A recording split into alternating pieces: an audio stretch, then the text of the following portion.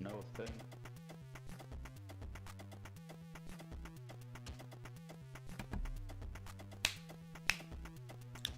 Alright. Hello once again. Yeah. We're playing this game tonight. I've played this game quite a few times before. So some of my regulars, well, my very few regulars, might recognize it. It's No Thing. This is a game that came out first for PC and then later for Switch. First came out on PC and mobile devices back in 2016, and was later released for the Switch in about, I think it was 2019. At least that was when I bought it. And this is one of the cheaper games that it's one of the cheaper games that you'll see on the Switch eShop, and so you probably pass it by all the time whenever it goes on sale for like 20 cents. But I bought this on a whim a couple years ago, and I really enjoyed it. It's not a perfect game, and it's not the most complex. It's not the most complex by design, really.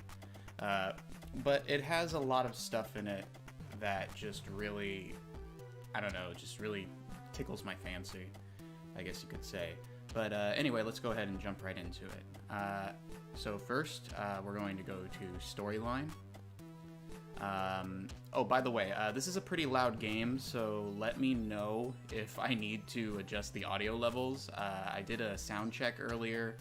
It should be good, but just, again, let me know if you would if it's not balanced right.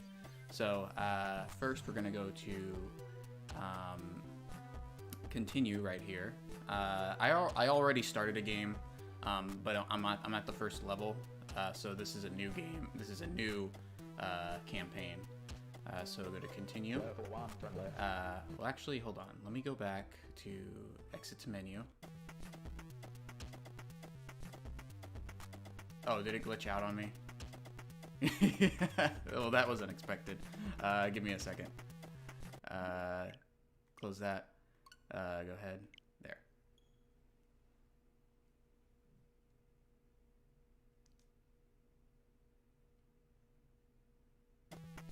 No thing. We did it! So, there's a small intro at the beginning that you're supposed to see. It's nothing big. I just thought maybe for the sake of completion that I could do it.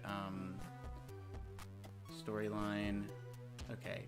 Yeah, I guess because I'm on the first level, it won't let me just pick new game. But this is the first level, so it's no big deal. It's not like there was any cutscene or anything like that. So, as you can see, this is a first-person endless runner with slight platforming elements. So the goal of the game is to basically just turn left and right as you run across these really cold wave or vapor wave looking landscapes as you're trying to deliver a message to the leader of your totalitarian society, the Queen of Ice. There is a story here, and it's mostly narrated to you by this robot MC who kind of does his weird rap / slam poetry over the tracks. But sometimes it sheds some light on the setting, and other times it's just not kind of nonsensical on purpose. The game is really abstract and minimal. It doesn't really do too much, and it doesn't really need to do too much. So you just have to keep turning, and speed picks up, and you just gotta react very quickly. I am yours, then. And you can see that the colors change, and there's some distortion effects that come into play here and there. And those are all, as far as I can tell, they're all random. It's all just randomized. So while you might have memorized the layouts of these levels, you might still run into trouble because the colors switch on you, or some glitch effects come into play in an area where you're not really used to them, and it throws you off. So it's all a matter of keeping your concentration. But you do not know. And you can see the counter right there in the bottom. It says 90%, so we're 90% done with the level. And yeah, that's pretty much the game. You get these red cubes to slow you down in case you're going too fast for you to control. And there we go. The levels just change suddenly like that. It is not the time for your little inner fight. Let's see. Give me hold on. Let me pause it for just a second. I gotta turn it down on my end just a little bit because I feel like I'm yelling. I'm kind of yelling into the microphone here because, like I said, it's a very loud game, particularly because of its unique soundtrack. So, on my headphones, I'm just hearing the music blaring, and I'm trying to talk, and I normally don't like to talk this loud, or talk as loud as I think I was talking, but okay, so got to be careful here. The menu's kind of this little menu in the pause screen is kind of confusing because there's a lot of times that I accidentally go to exit to main menu, and I don't want that to happen. We already had it break on us at the beginning.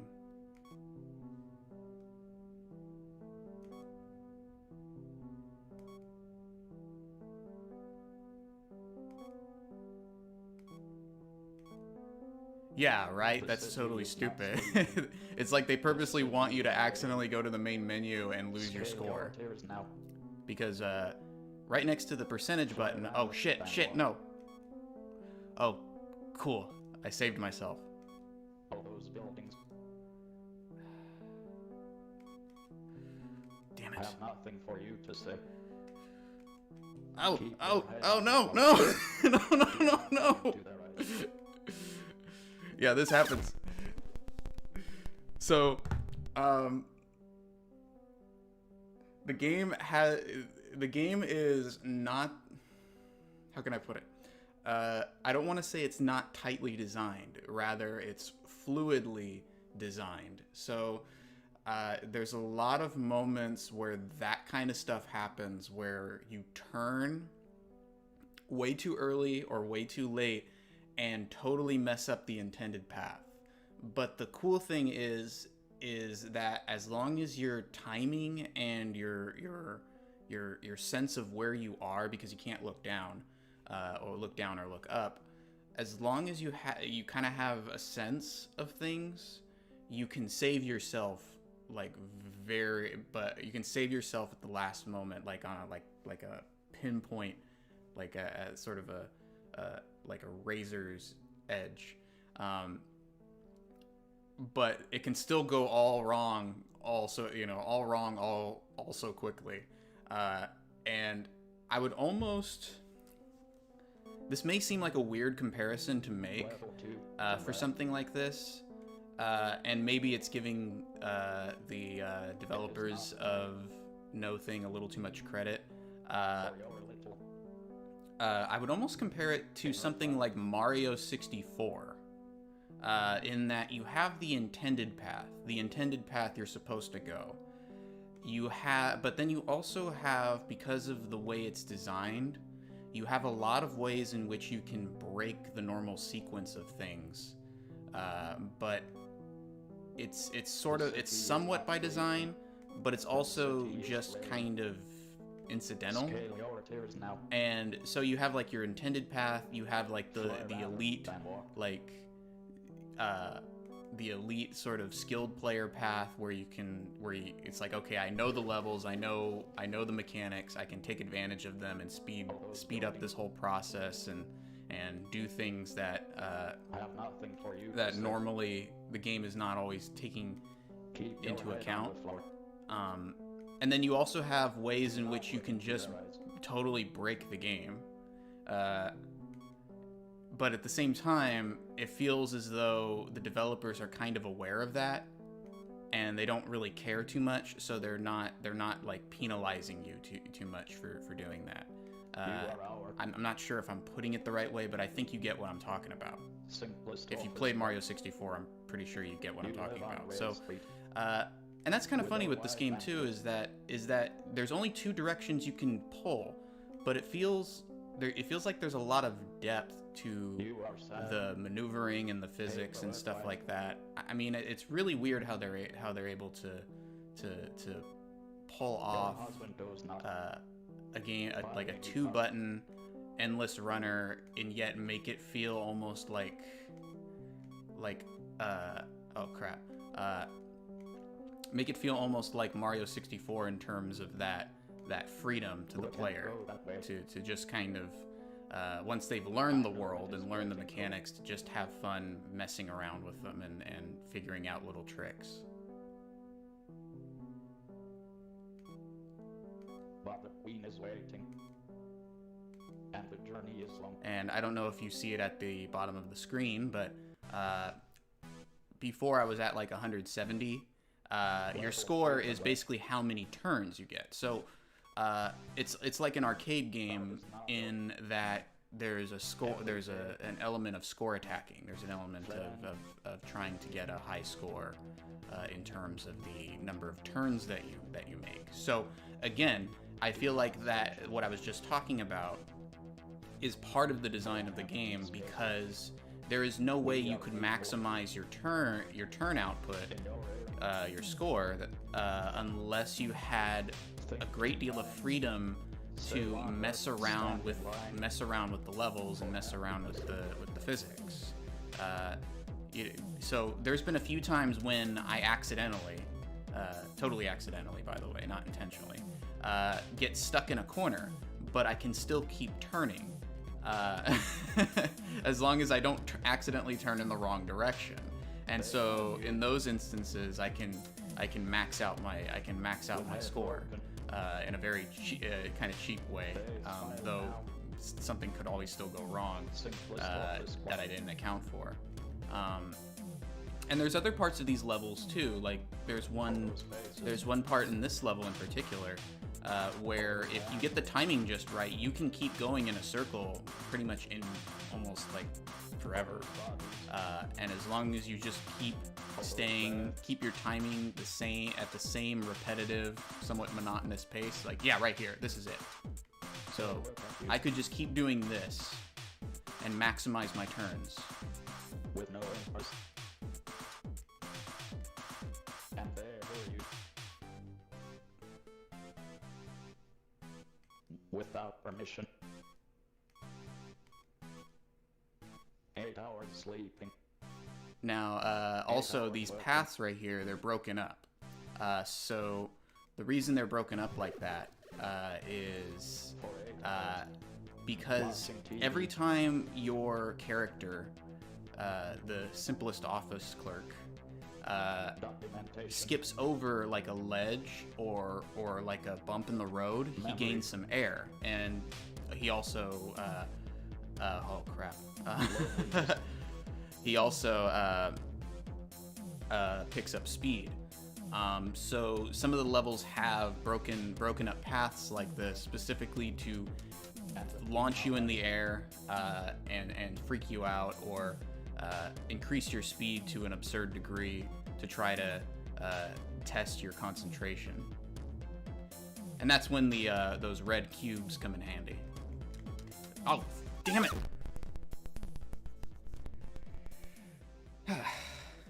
So, as you can see, my overall best in this game is 635 turns. I think I can own the furthest I've ever gotten in this game without falling down the path, and without kind of doing an exploit, like the sort of one of the exploits I was talking about just a moment ago.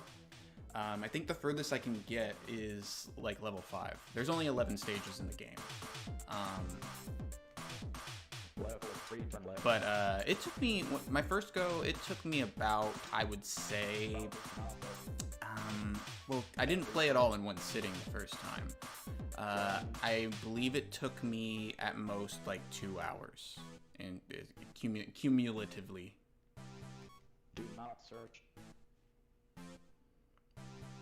for an empty space. I really like all this like this game is so very simple in its art direction, but it has a lot of personality. Stand in line for happiness. It's got a like the highlight of the game is obviously the music, and the music really adds to, like, it's one of those things where the sound design adds a lot to the gameplay, and just getting you immersed and sometimes helping you to stay concentrated.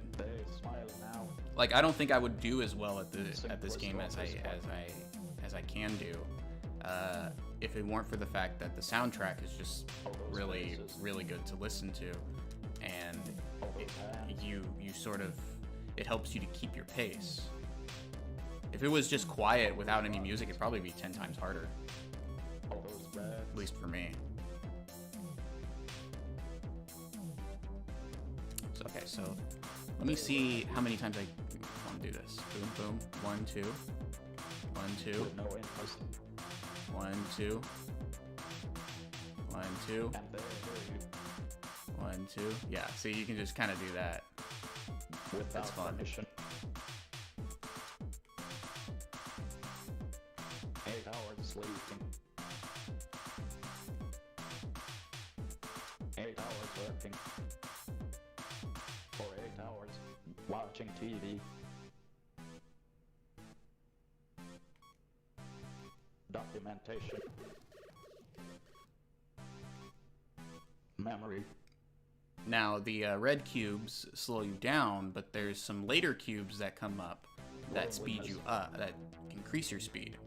And damn, I was so close. Oh, watch this. So here's a shortcut. Boom. Just skipped the first like 1/8 of the level. But later on, you pick up cubes that make you go faster, and whether or not you want to go faster or slow down is sometimes up to you. In some cases, in a couple levels later on, they try to mess you up by forcing you to putting you in situations where you're likely to pick up the wrong cube and not go fast enough and fall, not be able to like jump high enough to catch a ledge. And other cases, they'll put speed cubes to try to make you go faster, so you lose control on a really short and tight platform. With heads open. They smile now. Simplest office work.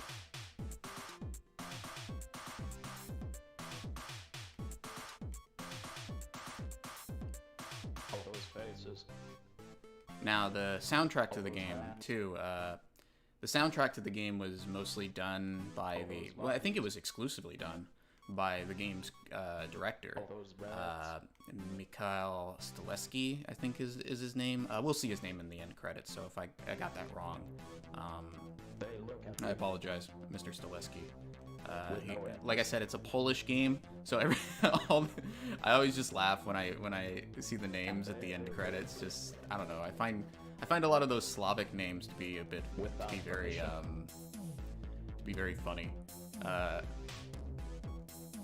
So like like somebody named Peter in Poland or in somewhere in Eastern Europe, a lot of times they're named Piotr. And then you have just like these very long skis, names with ski at the end.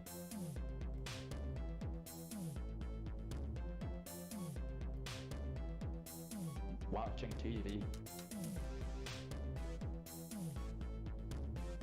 But the soundtrack is clearly inspired by a lot of 80s electronic music, particularly like a lot of the stuff that would usually be categorized as oh, we did it. A lot of stuff that would usually be categorized under the general label of vaporwave or cold wave.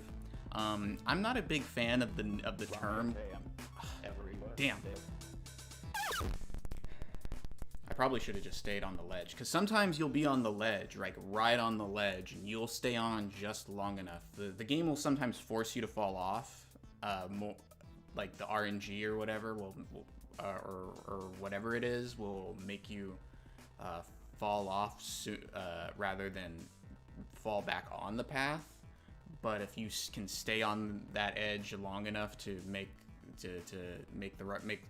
a turn at the right time, you might be able to save yourself. And I probably should have just kept going straight and not bothered turning to the left. Level 4 turn left. This level has a lot of jumps, so learning how to intuit where you're going to fall as you're flying through the air and not being able to look down at what's below you is really the key. So, bam.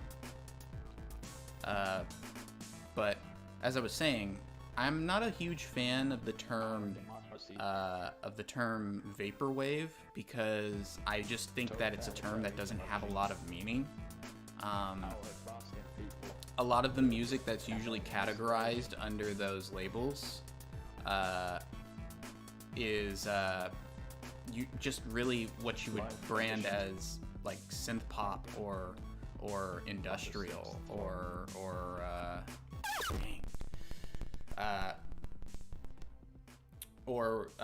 usually it's something like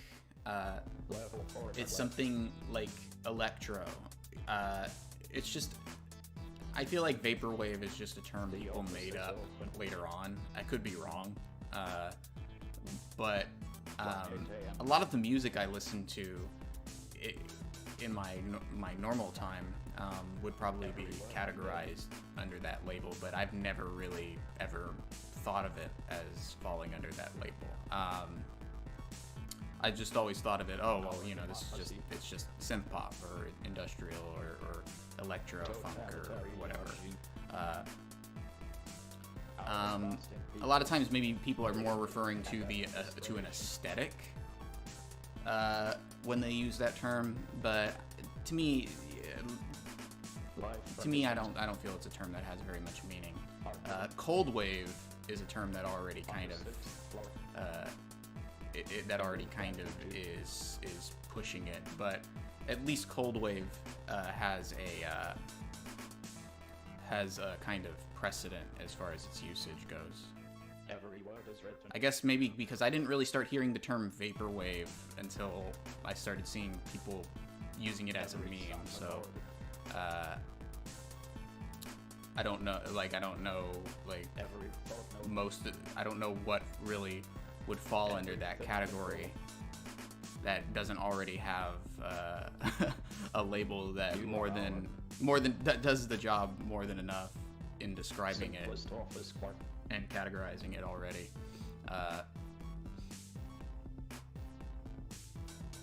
But the music in this game, it has a lot of that that feel that you get from stuff by like bands like Kraftwerk and or Kraftwerk, however you wish to pronounce it. Particularly their Trans-Europe Express album, as well as their Computer World album that came out later. Trans-Europe Express is more on the synth pop, industrial end of things as far as their music goes, and Computer World was more on the electro pop end of things. It was a bit more danceable.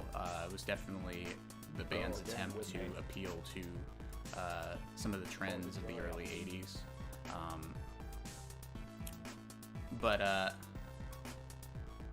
Yeah, both albums are definitely really great if you're into classic electronic music. The soundtrack in this game also has, I would say, influences that I would say come from synth pop and new wave music of the 80s, particularly. I would say there's a bit of that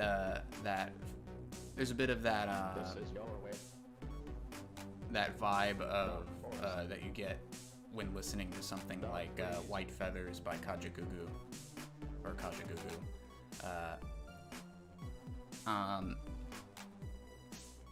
And who else? I mean, I guess Cabaret Voltaire is would no doubt be an influence on the creator's musical tastes. At least I would assume they were. With evil back. Checking your notebook. Maybe a little bit of the Pet Shop Boys too. Ultima 1994. Oh, so in this part they're gonna make me go around in this circle. So just keep your concentration. Don't let the flashing stuff, the stuff flashing on the screen, distract you. Okay, so boom. You do not have Got it. You are empty. Oh, and in this level you have to be careful because they screw with you. I believe there's a path here that they flash for a second and make you think that's where you're supposed to go, and then they flash it off and change direction. They totally trick you. And right there, they had that right there. About our dance. Yeah, that was what I was talking about with the edge, with the edging it. So turn and turn again. With code in your hand. Reverse yourself. Deny your thoughts.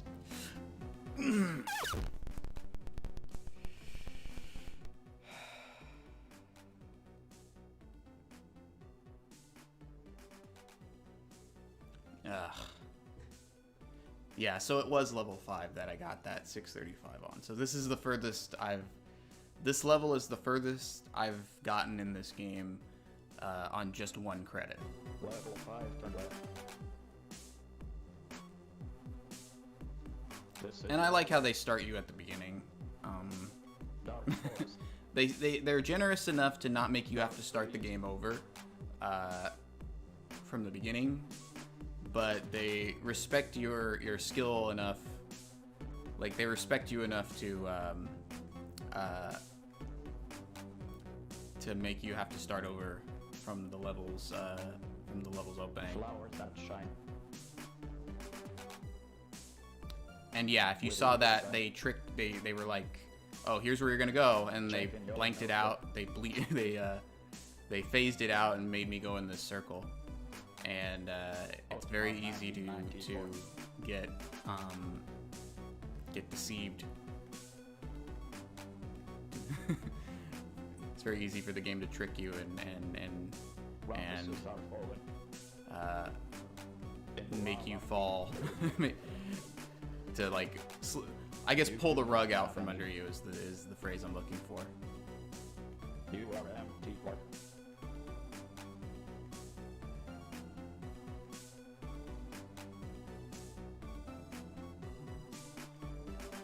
I am here to be sure. I am here to see and hear. I am making notes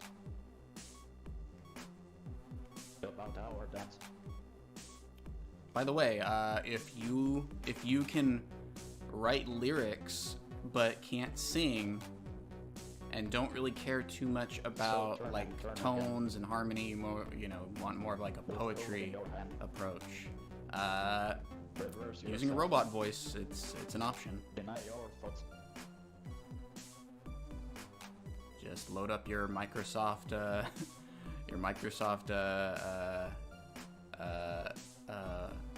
voice simulator and type your lyrics in and then sync them to the track. It works. Always advise. The worst solution.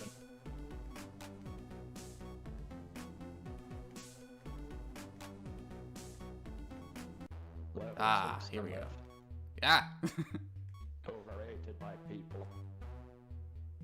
And these cars, be careful with how the graphics are moving right here. It'll totally throw off your concentration. Don't just if it's getting too disorienting, just stare at the ground. In your office. Don't let the cars and the moving houses Without even short or breaks. these MPEG glitches mess you up.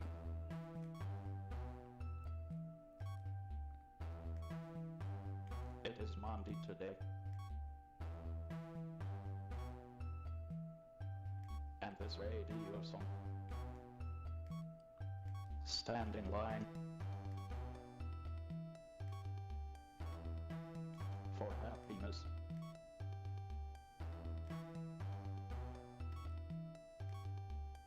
Turn, Dark turn, houses. turn. TV sets and dreams. Ask me a question. Now, the sense that I'm getting with how the speed picks up is I can't tell. I'm not able to tell if the speed picks up Singing cars. by like on a timer. Like the game has a timer where it's like, okay, now make them go faster now. And I'm not always sure if it's always something like that, or if it's necessarily a matter of when you turn, because it feels like if you turn sooner, you go faster. So you see, I'm like turning at the very edge. Ah, damn it! I'm turning at like the very edge, and it feels like I pick up speed faster that way. But I'm not entirely sure. Sometimes I think it's a bit of a mix of both. I think it's a bit of a mix of the game activating the speed for you, as well as your turns themselves causing you to pick up the speed. I think they have these caps where they want you to stay at a certain pace, and then they'll remove that cap, and that's when you start to pick up speed. But it's a combination of the game activating the speed and your turning increasing your speed. Stand in line. For happiness. But I can't always determine when. So yeah, it seems like if you wait a little bit, yeah, so I'm gonna pick up a lot of speed now that I just did that. TV sets and dreams. So if I hadn't done that, I would probably be going just a little bit slower right now. Which I did not hear. It's not always entirely clear to me how exactly the speed mechanics and stuff work in this game. Singing cars noise. I feel like I got a good sense of it, but I also feel like I'm. In your office shirt. Ah, dang it. I also feel like it varies depending on the stage. Overrated by people. Because I can tell it's not totally RNG. It's not totally random. Smile.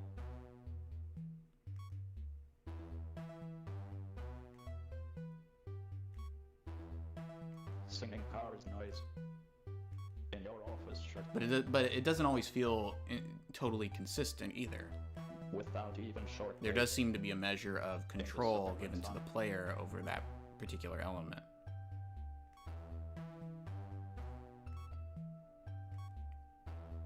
It is Monday today.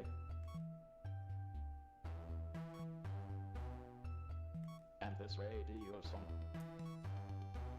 Sometimes a game like this kind of sucks for me because I'm the sort of person where I'll think a random thought and it just totally breaks my concentration. And I know other people don't always have that kind of problem. because with the way sometimes my brain works is I have a random thought and maybe I need to deal with that thought. Ask me a question. And this game is like, no, just don't think. Which I did not hear. Stop thinking. I'm like, I can't stop thinking. You don't understand. Singing cars noise. In your office shirt. Without even short break. In the suburban sun.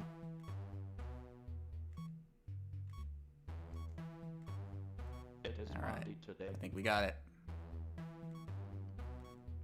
Yes. this radio song. We're out of the suburbs. No, you mother. That's what it does. That's what. That's what it does. Level 6 turn left. Overrated by people. Forgotten by people. Alone without smile.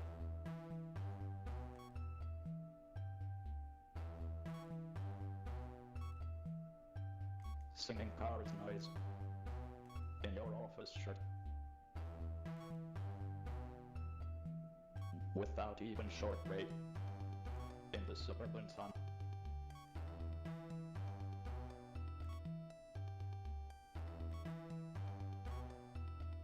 It is Monday today. And this radio song. Stand in line. For happiness.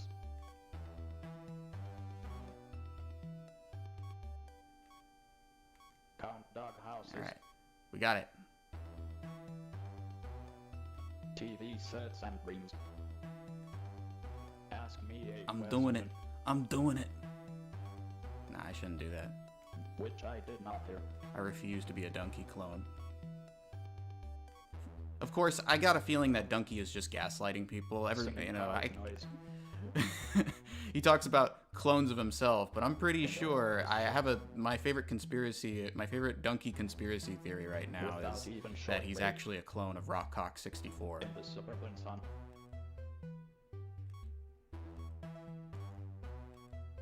It is Monday today. And this radio song. No, what the?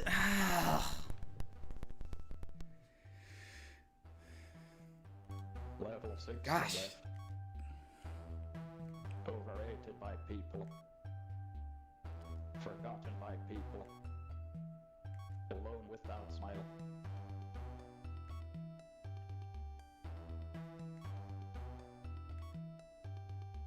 Singing cars noise.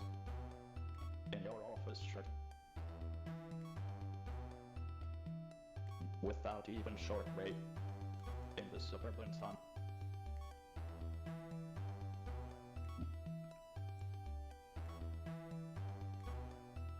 It is Monday today. By the way, I don't know if you guys caught it, but Stand in line. the story of this game is that it takes place in the distant future of 1994. So it's very conscious of its 80s influences. Dog houses. TV sets and rings. Ask me a question. In the year 1994, we are stuck underground, ruled Which I by did the not hear. tyrannical Queen of Ice.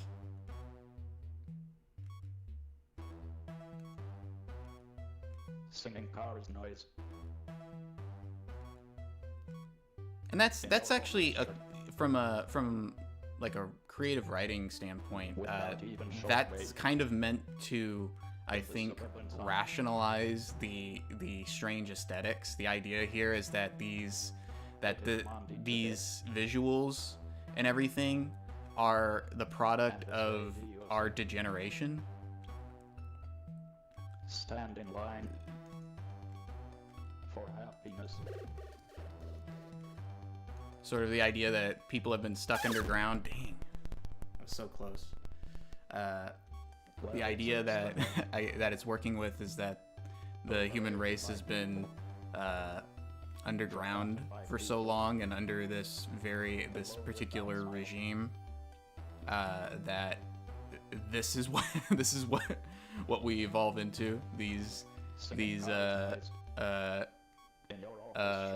transparent these PNGs without even short wait in the suburban sun.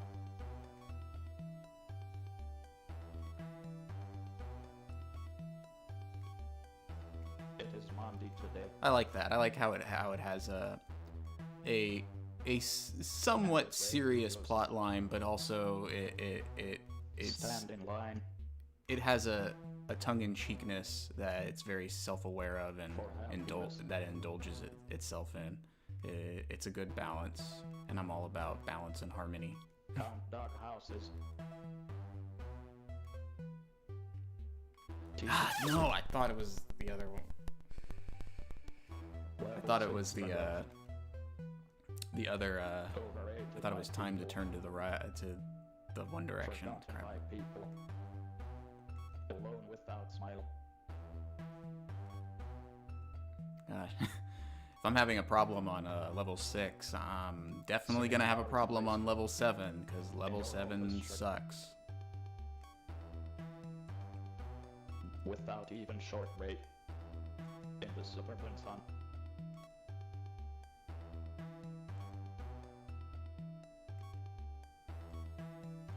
It is Monday today. And this radio song. Stand in line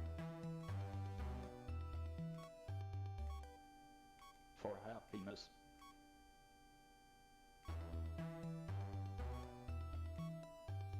Count dog houses. TV sets and rings. Another benefit to having this robot voice is he helps you to know if you're going along the intended at the more or less intended pace. He helps you to know when the level is going to change, because you hear the lyrics and you're like, oh, okay, I know what's going to come up now. In your office shirt. Without even short wait in the suburban sun.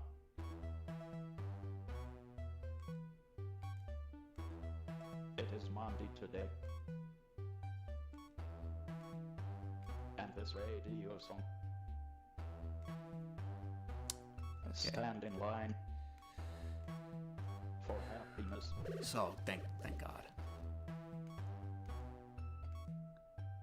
Ah, Singing cars noise. 74, In 75. your office shirt. Without even short wait in the suburban sun. It is Monday today. Ah, Overrated by people. Forgotten by people. Alone without smile.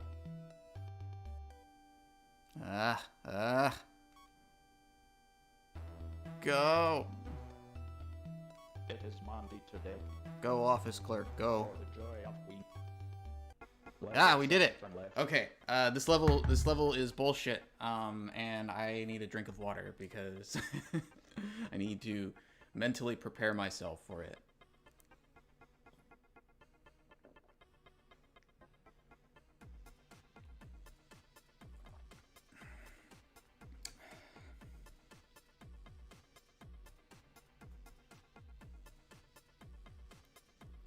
So, but I hope everybody's enjoying this so far. How long have we been at it? Yeah, so a perfect run of this game, from what I can tell, only lasts about, I would say that, excuse me, I would say it only takes about 35 to 40 minutes to beat this game on a perfect run, unless you find a way to speedrun it. But for me, it takes me roughly roughly an hour 30 minutes, that particular range, because level 6 and level 7, and to some degree the final level 10, not level 11 because that's the credits level. Those levels tend to give me the most trouble. So I'm not too confident in my ability to do this level the first time around. But we'll see. There's been times I've gotten lucky. But what makes this level is you can see that this level is actually kind of just a repeat of level 1. But the difference is you have more visual distractions, the doors, and also the paths are more narrow. And you're picking up speed very quickly, see? So you're basically playing the hard mode of the first level, and you have the cubes, but you want to try to save at least one for the last half. And avoid the rocks. It's kind of the opposite of it's the first level in design, but it's the opposite in intent. The first level really is meant to introduce you to the mechanics, and you almost want to pick up speed in the first level because it's very fun to do so. Here, they want you to really try to control your speed because speed is the enemy in this stage. Ooh, that was really... I did not expect to make that.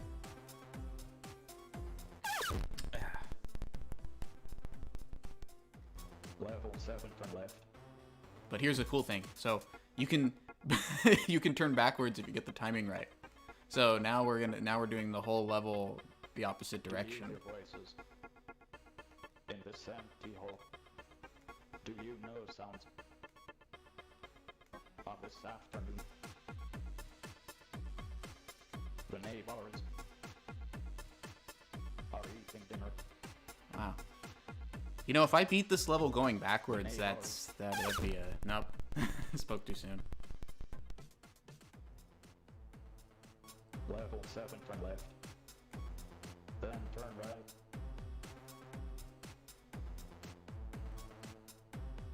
The doors are closed. Do not even try. Do you hear voices? In this empty hole. Do you know sounds of this afternoon? The neighbors are eating dinner. Alright. Come on. The neighbors Gotta save that for later. are watching TV. Alright. Bam. Ah, crap. The neighbors Boom. behind the walls. Turn. Now. Now.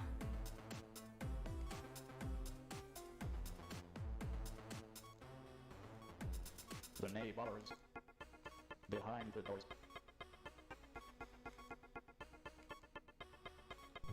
Ah, that was good. I wanted to get it, but I didn't think... They did not remember. I wasn't trying to get it there. I just got it by accident. Simplest office work. Who goes to his office at 7:30 a.m. Ugh. every working day.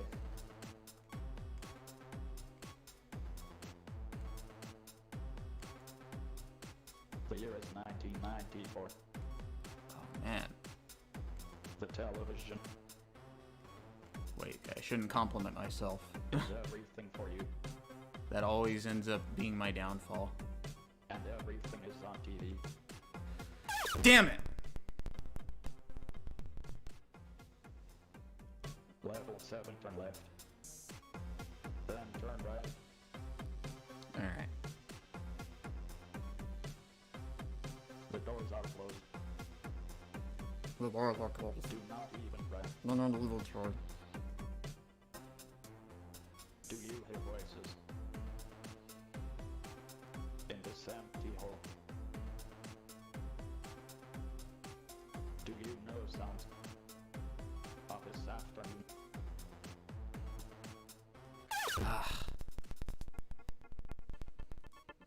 7, turn left.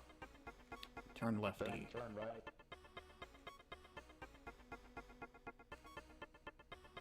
The doors are closed. Do not even try. Do you hear voices in this empty hall? Do you know sounds of this afternoon? The neighbors are eating dinner. The neighbors. Maybe I should have gotten one, but it might be better to save the cubes for later. As long as I can make it through this. The neighbors. Behind the walls.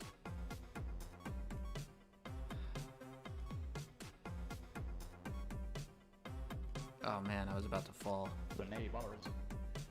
Behind the doors. Oh, man. They know me from television. No! Your name and surname. Simplest office work. Who goes to his office at 7:30 Damn it. a.m. Damn it! I can't take it! There's too much pressure. Okay, there. That crap! The year is 1994. Just when I got my speed down, I pick it up again. Is everything for you?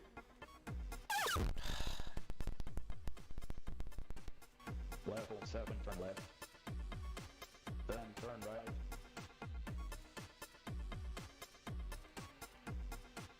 The doors are closed. So that's kind of what I mean by sort of having to intuit stuff. I have to get the timing on that particular turn just right so I don't hit the cracks in the ground or the bumps in the ground and pick up speed when I don't want to. Because I'm already picking up speed. And it's already hard enough to control. God!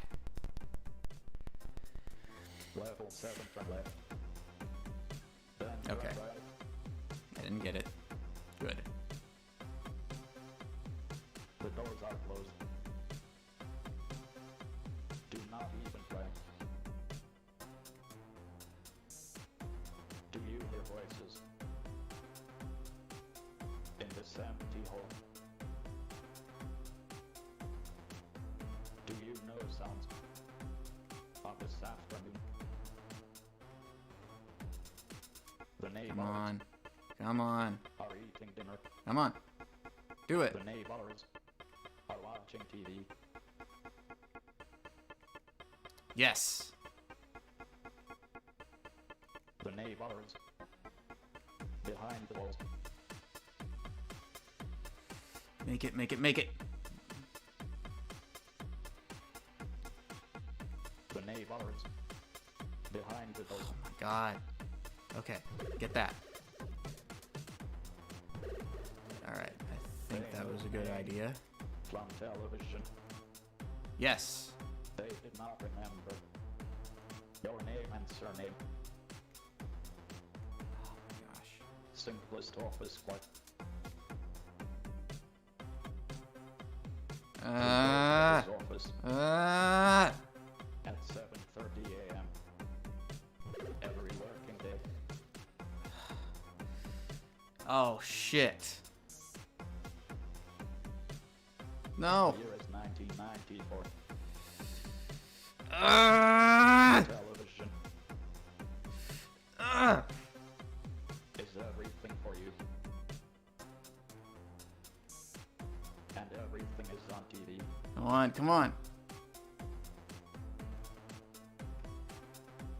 The year is Yes. 1994. And it is the future. Made for everybody. I think it's just one more round. One more round. One more round.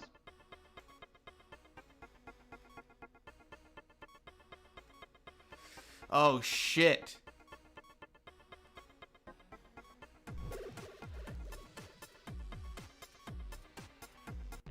Yes! Cubes left.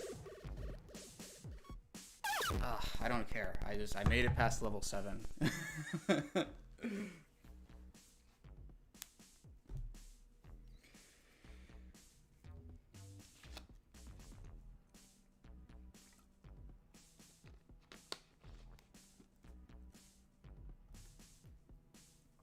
Ugh. Sorry. Oh,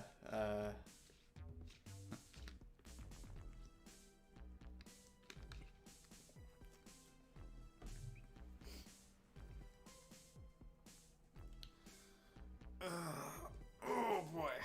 I really, really, really don't like level 7, as you can tell.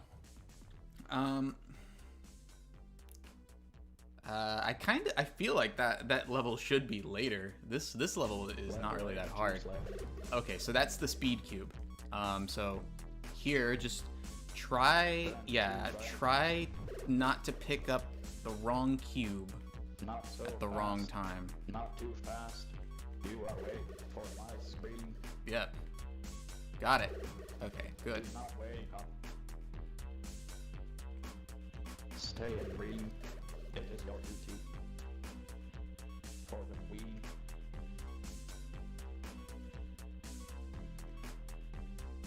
You are broken. I will glue your mind and body. Hello, Benjamin Franklin.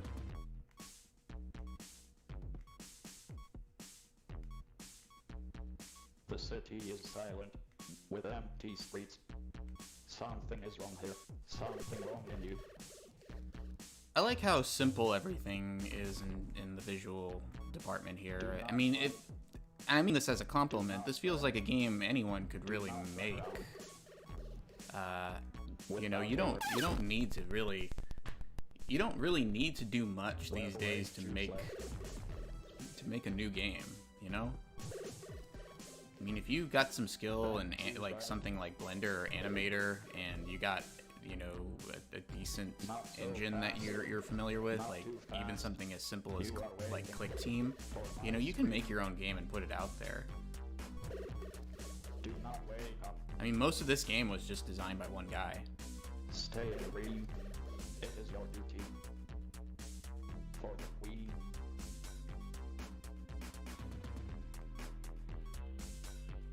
You are broken. It's like I was saying before, where people kind of complain about what companies are doing or not doing, as far as like the big video game developers and publishers. And I can understand frustration with a company like Nintendo. Why is Nintendo not doing this? Why is the company not do this? You know, shouldn't they listen to their fans and do that? And I feel like, you know, we're kind of at this point now where if like Sega is not doing justice to Sonic in your mind, you can make your own game that takes inspiration from Sonic and put it out there. That's what like the Freedom Planet guys did, and I mean, I never played Freedom Planet, but I appreciate what I saw of it, where it was clearly people who liked stuff like Sonic and wanted to make something. Oh, here you have to pick up your speed. This is what I was talking about, where you need the speed. So if I wasn't moving fast enough, I wouldn't be able to make that. But now, I think I just made a big mistake here, because now I'm going to be picking up lots of speed. And I didn't get any red cubes to balance them out. Nah. But as I was saying, something like Freedom Planet was clearly designed by people who were inspired by Sonic the Hedgehog, and they wanted to make their own. Oh, I messed up. Yep. Yeah. So here you have to avoid the red cubes and get the speed cubes instead. Whereas in the last level it was a bit of the opposite. Alright, there we go. Now, what I was just saying is that, yeah, if you don't like what Nintendo is doing with Mario, if you don't like what Nintendo is doing with this franchise or whatever, you can, you and your friends can put in the work and make something. The workers are not I mean, there's nothing sleeping. really stopping They you know anymore. and It's believe. not like it's a thing. They know Video, and rush. video game development is not a thing anymore where it's just closed off. Totalitarian. It's much more open and much more affordable now than ever. Level 9 I feel like some people, though, they're kind of intimidated by that, or maybe sometimes deep down they know that they don't have the creativity or the creativity to make something. It's kind of a thing where with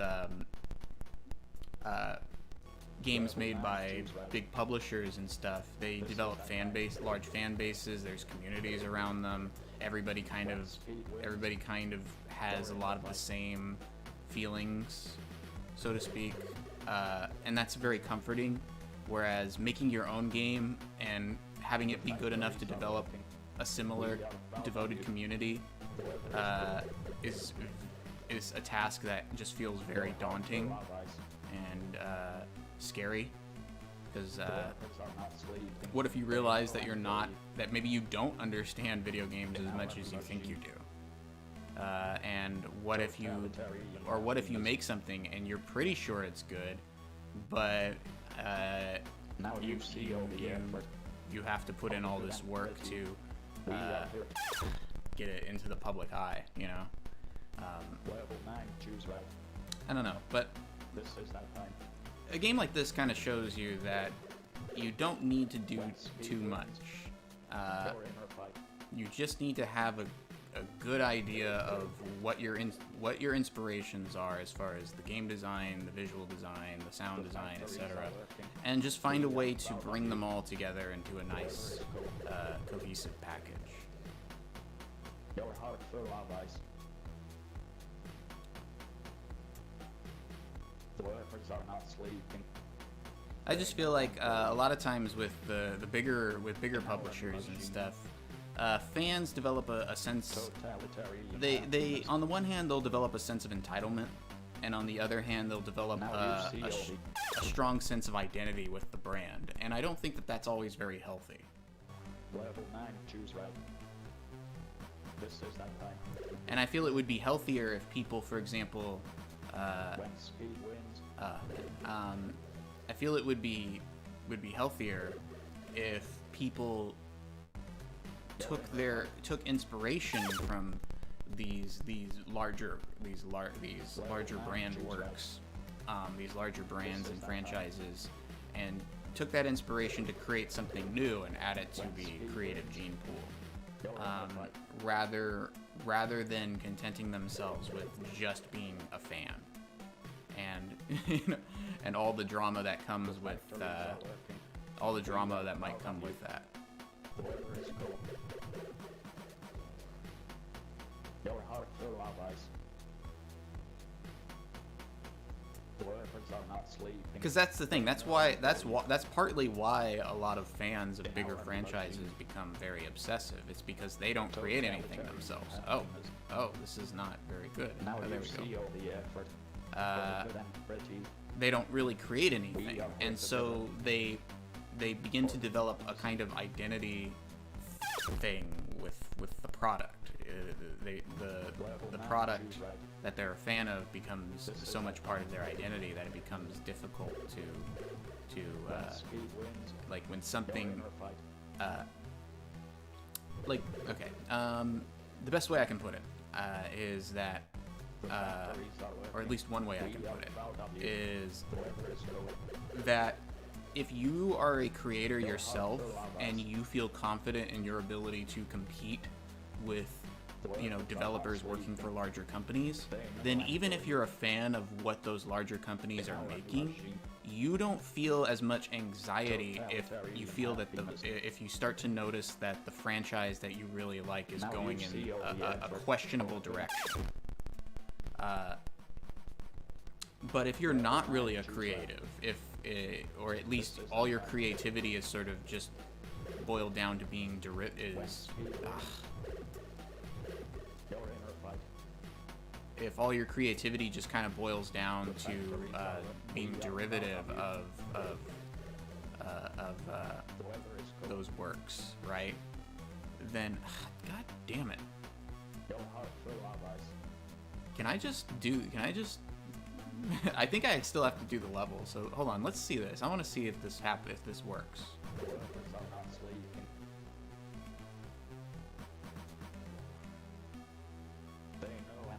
I'm gonna see if because the percentage still goes up. So I'm gonna see if I can just kind of keep doing this. Now you see all the effort.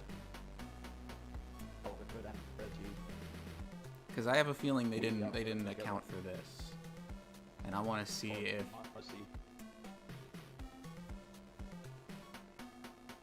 I'm gonna see if it lets me go to the next level when I get to 99%, or if it expects me to still go through the level.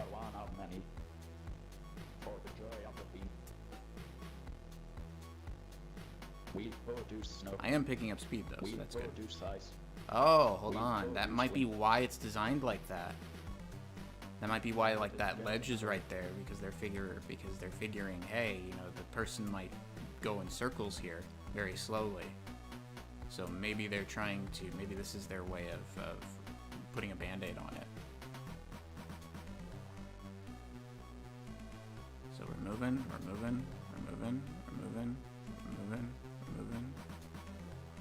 Oh, okay, yeah. So I think it just goes to 99% and then it just keeps it locked there and he expects you to have to still go through the level. Level 9, choose right. This is that time. When speed wins, you're in a fight. There we go. Damn it. Level 9, choose right. But what was I saying before?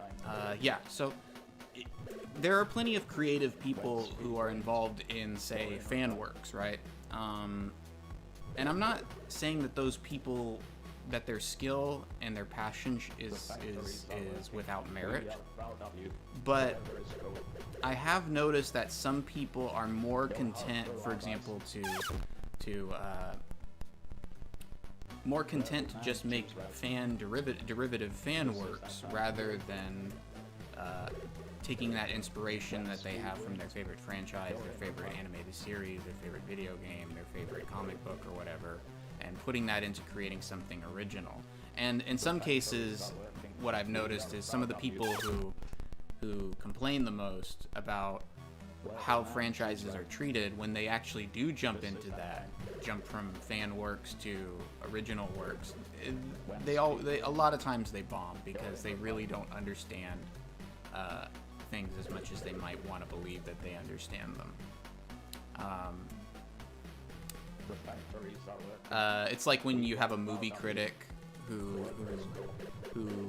decides he wants to make his own movies to show how it's done, right? And then he makes his movie and it's either really bad or it's just kind of you know, it's okay, but it's not, you know, it may not be nearly on the level of a film that they were harshly criticizing. Now you see all the effort. And another good example too is like the Sonic fan base. The Sonic fan base, you know, bless their hearts, are very, very, very passionate about their fan games. There are so many Sonic fan games out there. The Sonic fan base puts so much effort into making those fan games, and you know, the effort is appreciable. But a lot of those fan games are just straight up garbage, because the truth of the matter is that a lot of the I'm not even sure what happened right there. The truth of the matter is that a lot of the Sonic fans really don't know what they want as much as they think they might think they do. They really don't understand Sonic as a franchise and as a property and as, you know, as a game. as much as they would like to believe. And sometimes those fan games kind of show. Damn it. Sometimes a lot of those fan games, they kind of show that. They kind of show that you get a good sense of what the person or the group that made it, what they're really passionate about as far as Sonic goes, and you kind of realize that. I think. Okay, there we go. Oh, right. So it is based on turning. This has never happened to me before because I never get all of those cubes. That's pretty cool. So we get to actually see how the sliding sliding scale of the speed, as Nam put it, we get to actually see how it works a little bit better here. Okay. I think I understand. But yeah, I mean, I've seen Sonic fan games where it's like you look at it and you're sort of scratching your head, being like, is this what Sonic fans really want? Like, is this what are they like? We are here to get Damn it! Level 9, choose right. It's like, is this what, when they say that Sega is not doing right by Sonic as an IP? Is this what they think of? You know, Sonic swearing, Sonic swearing and making out with Sandy Acorn, or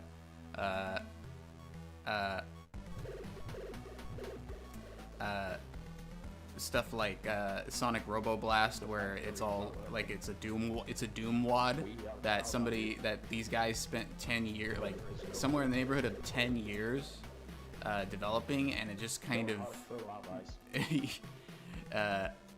it's really poorly designed around the main character. I don't know. It's kind of puzzling. And as I was just saying, some of those projects, people pour years of effort into them, years and years of time and money, and it's like, well, if you were gonna put all this effort into making a game, why didn't you make your own game that you could at least make some kind of return on your investment, even if it was bad? And that's because some of these people can't really. The franchise they love is so wrapped up in their personal identity. They don't want to make their own things because they just don't really have the they know they don't really have the creativity. Oh yeah, here we are. Wait, hold on. Wasn't that level 8? Oh no, that was level 9. That was level 9. So this is it. We're finally at the finale. Without hesitation.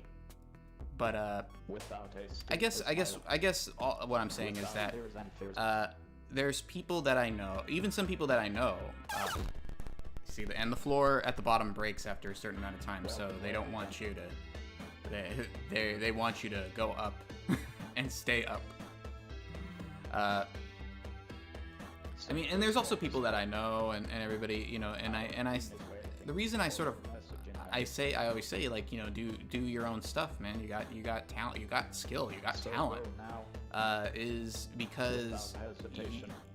I just feel like spending too much of your time on fan works is just a waste of time, and you're not really.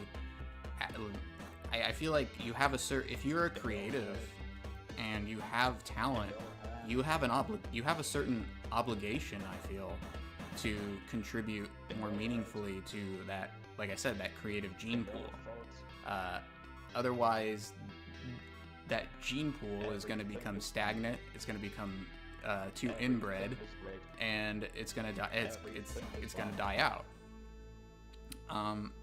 And I feel it's healthier from a mental and emotional health standpoint to take talent that you've developed, maybe cultivating, maybe that you've cultivated while producing fan works, to put it into something more original, because then you feel a greater sense of self-reliance. You feel a greater sense of autonomy.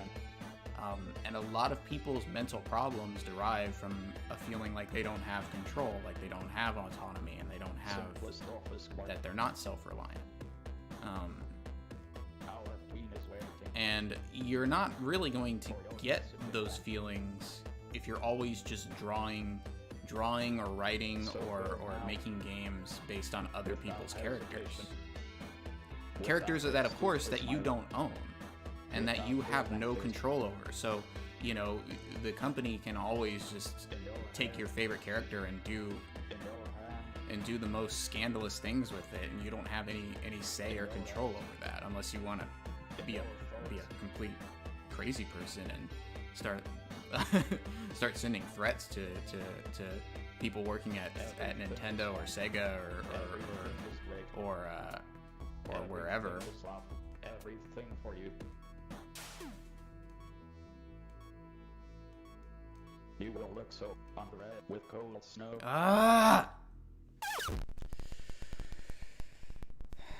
Welcome level 10.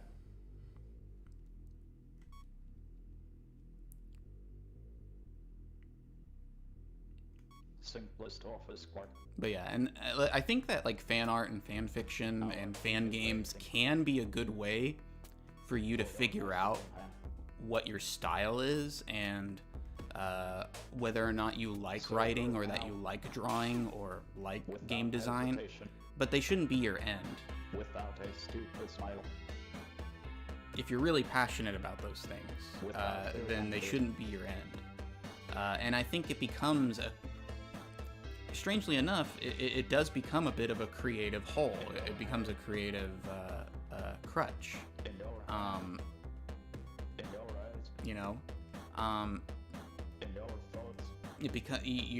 You'll find that you stop experimenting after a while. Everything is fine. And that's really what's important, experimentation. Everything is great. Everything is locked. I see a lot of fan artists who are really good, and I'm like, I look at their work, and I'm like, you can really do a whole lot more, dude. You could do so much more, and you could create something really great if you put your mind to it, and you put in the effort. And if you just found a reason, like a motivation, to do so. But some people might be just like, oh well, I don't have the confidence in that, or oh well, it's not going to make as much money, because obviously if you're drawing popular characters that other people can't draw, especially in the area of like Rule 34 and stuff, you're probably going to be making more money that way than you are making your own thing, which might make you feel good personally, but isn't necessarily going to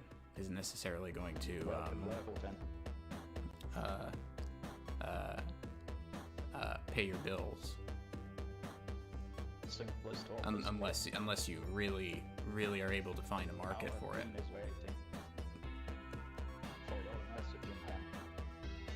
And I guess that a lot of that is not really the fault of the artist or the fan creator. Some of that is also the fault of their own followings, because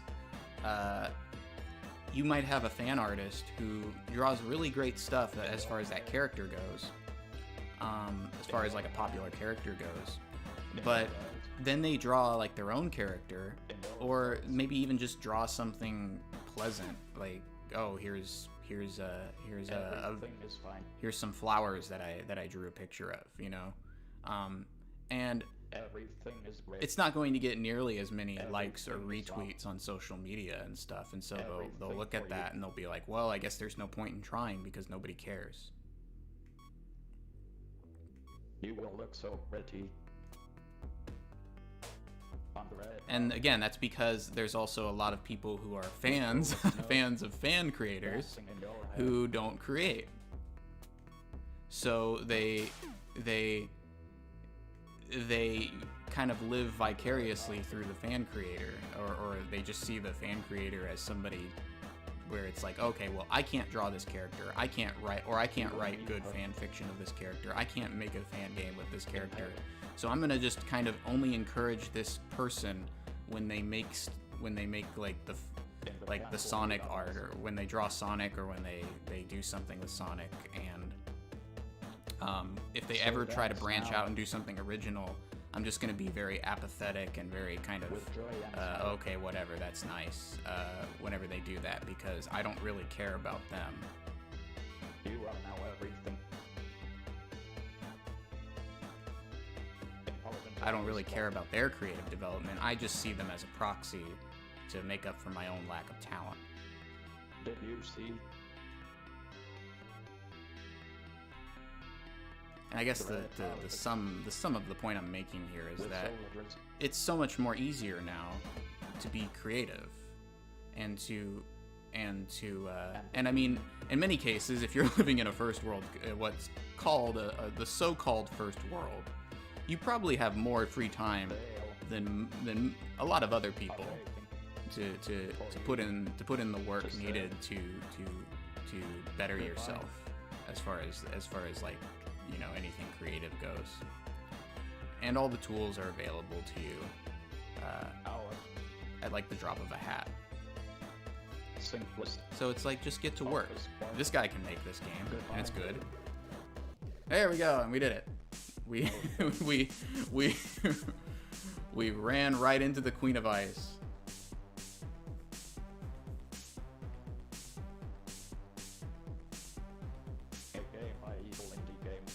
Alright, so now this is the credits stage. It's technically a stage unto itself, and I can't beat it because it's I think it's just endless, or almost endless. Right, yeah, Mikhail Stiletsky. That's the guy who made this. Now, Evil Indie Games, this was their last major release, and they are working on, well, the guy Mikhail is working on a new game that's been in development for a couple years now, called Social Anxiety Disorder RPG. It's supposed to be, from what I can tell, it's kind of a successor to this game. There's some elements in there that I definitely notice from this game, but it's supposed to be a more of a role-playing game,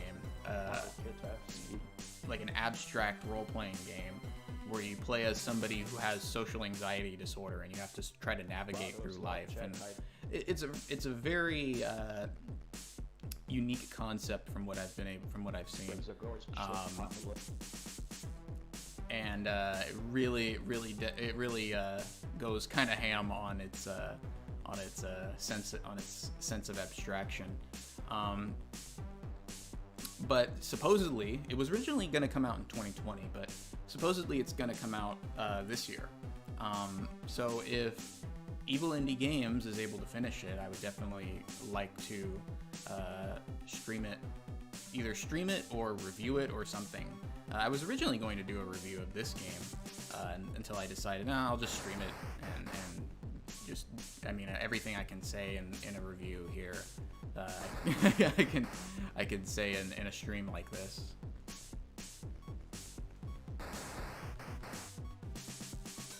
So this is what this stage expects you to do.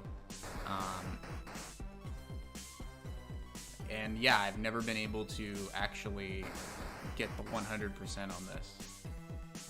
So whenever you beat a level, if you're starting a new game, whenever you beat a level, you actually unlock that stage so that you can start a new game from that point at any time. So I've unlocked levels 1 through 10, but not level 11, not the credit stage, because I just can't beat this. I always lose it. Because it's just going around in a circle, but it speeds up, so you have to just keep getting your timing right.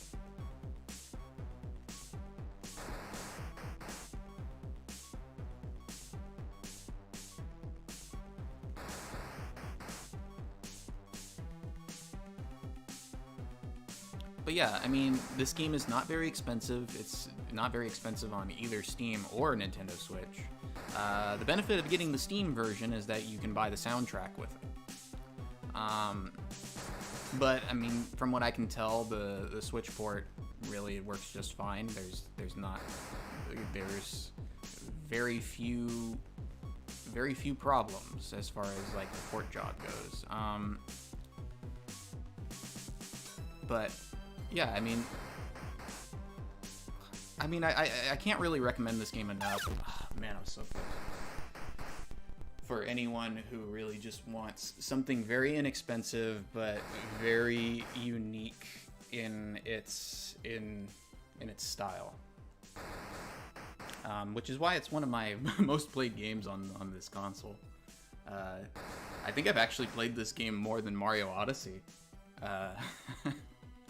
Though, I mean, I really do want to finish Mario Odyssey too, but maybe I'll stream Mario Odyssey sometime. But let's go to the main menu. I'll show off the last little things here. So storyline 100%. Select level. So here it shows you can start from any of the levels, and I guess this kind of acts as a sound test too, since it just plays the track on a loop, like the accompanying track for each stage. And it also tells you your maximum turns on each of them. So you have your maximum number of turns in the game overall, and you have your maximum number of turns on each level. And so there is some replay value in trying to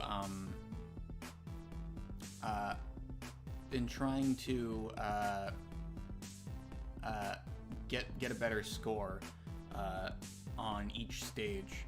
I think the way it works is that you'll start from a stage, and then the level you die on, your number of turns on that level is your stage score. So right here it says level 4 547. That's not because I did 547 turns on level 4, but rather I made it to level 4 with 547 turns. So like right here, you'll see level 7 is lower than level 5, and that's because I've never made it to... Oh, hold on. Is there no level 6? Oh no, yeah, there is. Okay. I'm just pressing the button real fast. Level 7? Yeah, okay. Yeah, I was just... it was skipping ahead. I was like, wait, what happened? Oh, no. Please. Sorry, my capture card was about to fall over.